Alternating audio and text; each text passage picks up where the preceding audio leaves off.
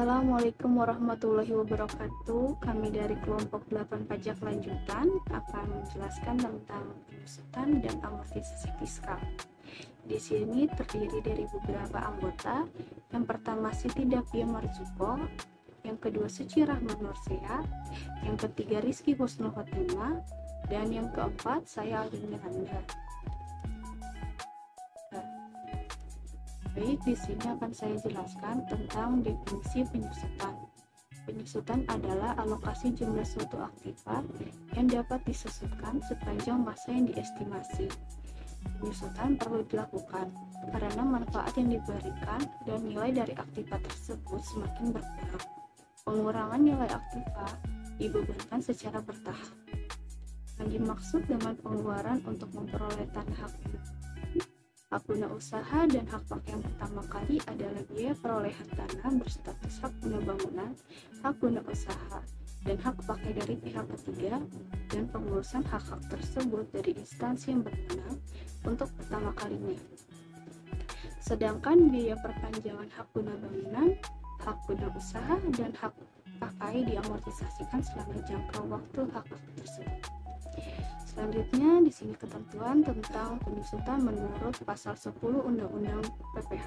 Yang pertama, harta yang dapat disusutkan adalah harta berwujud yang memiliki masa manfaat lebih dari 1 tahun yang digunakan untuk mendapatkan, menagih, dan memelihara penghasilan yang menjadi objek pajak kecuali tanah.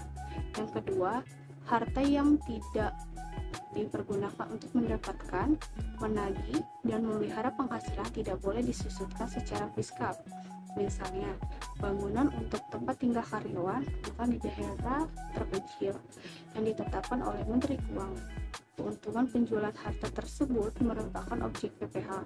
Namun apabila terjadi kerugian tidak dapat dibebankan sebagai biaya fiskal. Yang ketiga, penyusutan aktiva dimulai pada bulan dilakukannya pengeluaran, kecuali untuk harta yang masih dalam proses pengerjaan. Penyusutan dimulai pada bulan selesainya pengerjaan harta tersebut. Dengan persetujuan Direktorat Jenderal Pajak, penyusutan dapat dimulai pada bulan harta tersebut dipergunakan.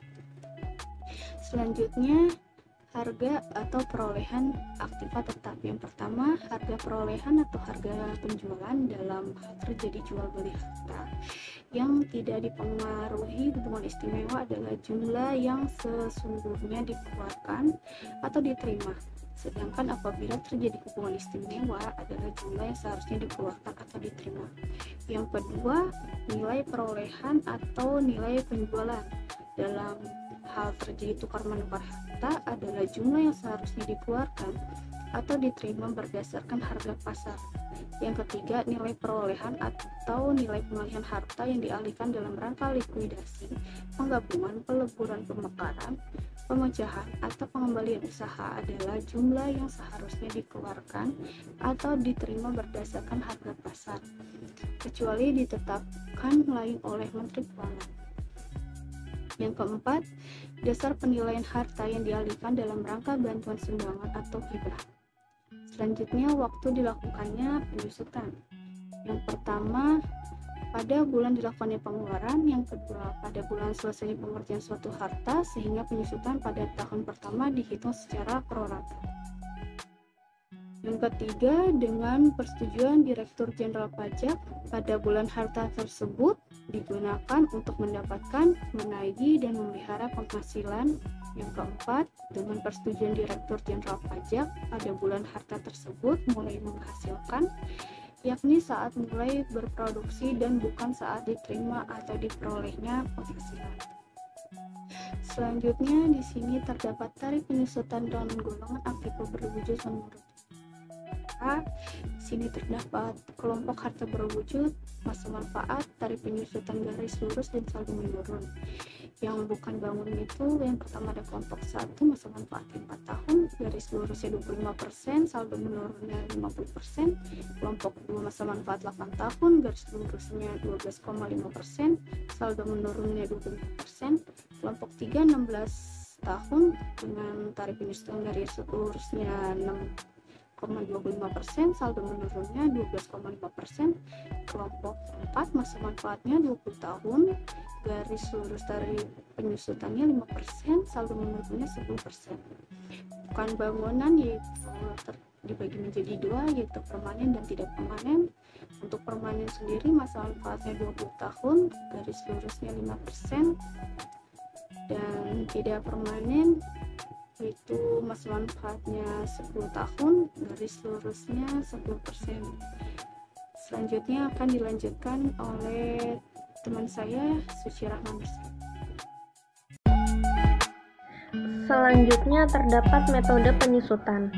Menurut ketentuan perundang-undangan perpajakan, sebagaimana telah disatu dalam pasal 11 UU PPH, metode penyusutan itu dibagi menjadi dua.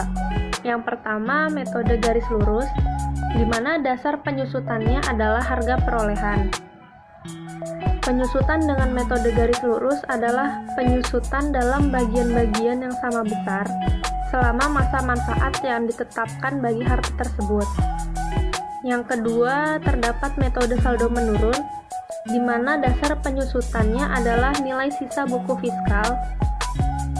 Penyusutan dengan metode saldo menurun adalah penyusutan dalam bagian-bagian yang menurun dengan cara menerapkan tarif penyusutan atas nilai sisa buku. Yang selanjutnya terdapat contoh perhitungan penyusutan metode garis lurus. PT Citruk membeli sebuah aktiva yang termasuk dalam kelompok 1 harta berwujud seharga 100 juta pada tanggal 11 Juli 2012. Maka pembebanan atas biaya penyusutan aktiva tersebut berdasarkan metode garis lurus adalah sebagai berikut. Di sini terdapat tabel tahun, angka harga perolehan, persentase penyusutan, biaya penyusutan, dan nilai sisa buku. Di mana pada tahun 2012 harga perolehannya adalah 100 juta, persentase penyusutan 25%, dan biaya penyusutan 12.500.000. Biaya penyusutan 12.500.000 ini didapat dari 100 juta dikali 25% dikali 6/12, dan nilai sisa bukunya 87.500.000 itu didapat dari 100 juta dikurang 12.500.000. Dan untuk tahun 2013 biaya penyusutannya itu didapat dari 100 juta dikali 25%, dan seterusnya sampai tahun 2015. Dan untuk tahun 2016 biaya penyusutannya itu dihitung dari 100 juta dikali 25% dikali 6/12 itu 12.500.000. Selanjutnya contoh perhitungan penyusutan menurut saldo menurun. PT Zekret membeli sebuah aktiva yang termasuk dalam kelompok 1 harta berwujud seharga 100 juta pada tanggal 9 Juli 2010. Maka pembebanan atas biaya penyusutan aktiva tersebut berdasarkan metode saldo menurun adalah sebagai berikut. Di sini tabel tahun, harga perolehan, persentase penyusutan, biaya penyusutan, dan nilai sisa buku. Di mana biaya penyusutannya adalah 25 juta, itu didapat dari 100 juta dikali 50% dikali 6/12, itu 25 juta, dan nilai sisa bukunya dapat dari 100 juta dikurang 25 juta, maka hasil nilai sisa bukunya 75 juta. Dan untuk tahun 2011 itu harga perolehannya 75 juta didapat dari nilai sisa buku 75 juta dikali 50%, maka biaya penyusutannya adalah 32.500.000, dan seterusnya sampai tahun 2013. Dan untuk tahun 2014 nilai sisa buku pada tahun 2013 disusutkan sekaligus. Selanjutnya, pengertian amortisasi. Pada UU PPH menggunakan istilah harta tak berwujud tidak dengan aset tetapi mempunyai pengertian yang sama dengan aset dalam SAK. Seperti yang telah dilakukan pada aset tetap berwujud, nilai aset tetap tidak berwujud juga harus dilakukan penyusutan yang disebut juga dengan amortisasi. Pengertian aset tetap tidak berwujud adalah aset tidak lancar, non-current asset, dan tidak berbentuk yang memberi hak keekonomian dan hukum kepada pemiliknya, dan dalam laporan keuangan tidak dicakup secara terpisah. Dalam klarifikasi aset yang lain, dalam PSAK nomor 19 termasuk dalam aset tidak berwujud adalah hak paten, goodwill, dan hak merek. Selanjutnya, harta tidak berwujud digolongkan menjadi 4 kelompok. Yang pertama, kelompok harta tidak berwujud yang mempunyai masa manfaat 4 tahun. Yang kedua, kelompok harta tidak berwujud yang mempunyai masa manfaat 8 tahun. Yang ketiga, kelompok harta tidak berwujud yang mempunyai masa manfaat 16 tahun. Dan kelompok harta tidak berwujud yang mempunyai masa manfaat 20 tahun. Selanjutnya akan dilanjutkan oleh Rizky Husnul. Nah, yang B ada metode amortisasi. Metode amortisasi yang dipergunakan adalah metode garis lurus dan metode saldo menurun. Wajib pajak diperkenakan untuk memilih salah satu metode untuk melakukan amortisasi. Yang C, kelompok aset tetap tak berwujud dan tarif amortisasi. Dalam menghitung amortisasi aset tetap tidak berwujud, terlebih dahulu harus dikelompokkan sesuai dengan masa manfaatnya. Nah, di sini ada tabel tarif penyusutan dan golongan aktiva berwujud, dibedakan menjadi 4 kelompok. Kelompok 1 masa manfaatnya 4 tahun, garis lurusnya 25%, saldo menurunnya 50%. Kelompok kedua masa manfaatnya 8 tahun, garis lurusnya 12,5%, saldo menurunnya 25%. Kelompok ketiga masa manfaatnya 16 tahun, garis lurusnya 6,25%, saldo menurunnya 12,5%. Kelompok keempat masa manfaatnya 20 tahun, garis lurusnya 5%, saldo menurunnya 10%. Metode yang digunakan sesuai dengan metode yang dipilih berdasarkan masa manfaat yang sebenarnya. Kemungkinan dapat terjadi masa manfaat aset tetap tak berwujud tidak tercantum pada kelompok masa manfaat, sehingga wajib pajak menggunakan masa manfaat yang terdekat. Yang D ada contoh perhitungan amortisasi. PT Asti Jaya pada tanggal 4 November 2001 mengeluarkan uang sebanyak 100 juta untuk memperoleh hak lisensi dari Pionix. Selama 4 tahun untuk memproduksi sepeda Pionix, perhitungan amortisasi hak lisensi tersebut adalah sebagai berikut. Alternatif 1 menggunakan metode garis lurus. Amortisasi tahun 2001 25% dikali 100 juta sama dengan 25 juta. Amortisasi tahun 2002 25% dikali 100 juta sama dengan 25 juta. Amortisasi tahun 2003 25% dikali 100 juta sama dengan 25 juta.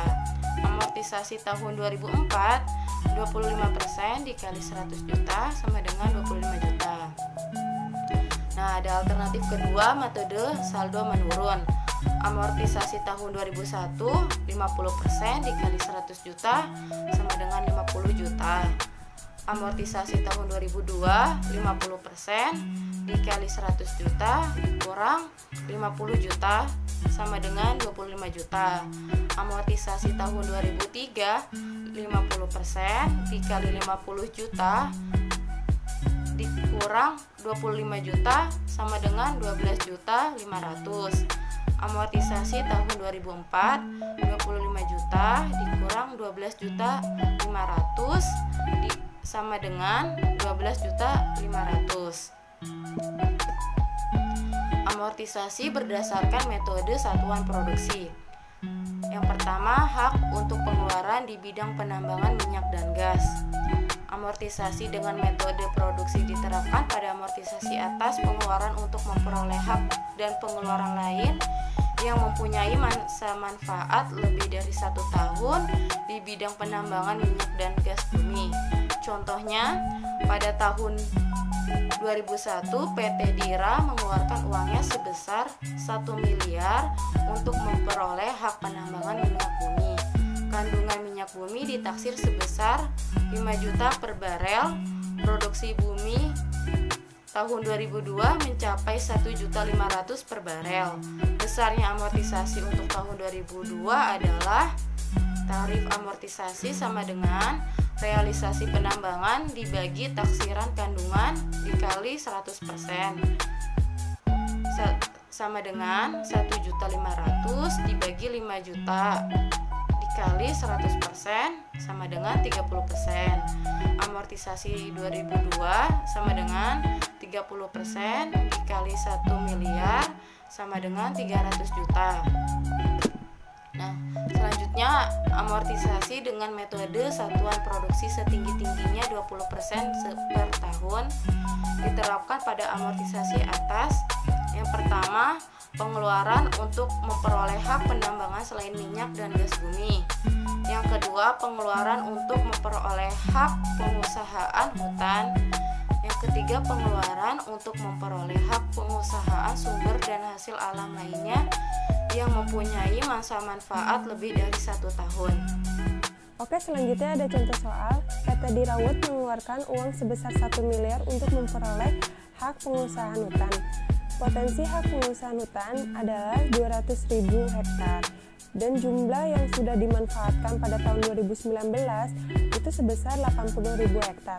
Jumlah yang diamortisasi dengan persatuan produksi yang direalisasikan dalam tahun 2019 sebesar penyelesaiannya yaitu 80.000 dibagi 200.000 dikali 1 miliar sama dengan 40%. 40% itu dari 80.000 dibagi 200.000 dikali 100%, jadi 40%. Lalu 40% dikali 1 miliar sama dengan 400.000 rupiah. Nah, jumlah yang boleh diamortisasikan maksimalnya itu 20% dari pengeluaran, maka amortisasi yang diperkenakan hanyalah sebesar 20%. Jadi 20% dikali 1 miliar sama dengan 200.000 rupiah. Selanjutnya ada revaluasi atau penilaian kembali aktiva tetap. Yang pertama ada revaluasi aktiva tetap berdasarkan standar akuntansi keuangan. Revaluasi aktiva tetap dalam akuntansi pada umumnya tidak diperkenankan kecuali ditentukan berdasarkan ketentuan pemerintah, misalkan peraturan pajak. Dalam PSAK 16 disebutkan bahwa penilaian kembali aktiva tetap pada umumnya tidak diperkenankan karena standar akuntansi keuangan menganut penilaian aktiva berdasarkan harga perolehan atau harga pertukaran. Penyimpanan dalam laporan keuangan harus menjelaskan mengenai penyimpanan dari konsep harga perolehan di dalam penyajian. Ketentuan ini mungkin dilakukan berdasarkan ketentuan pemerintah. Dalam hal ini, aktiva tetap serta pengaruh penyimpangan tersebut terhadap gambaran keuangan perusahaan. Selanjutnya ada revaluasi aktiva tetap berdasarkan Undang-Undang Pajak.